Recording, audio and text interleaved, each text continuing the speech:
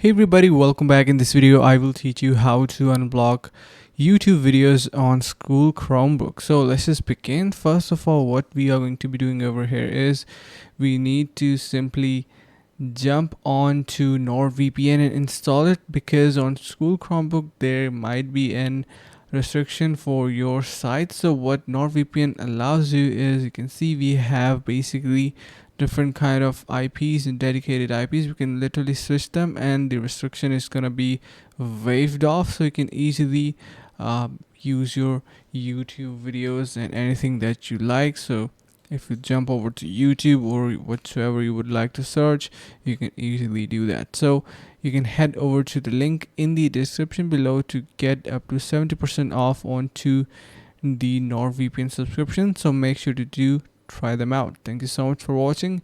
Stay tuned and see you in the next video.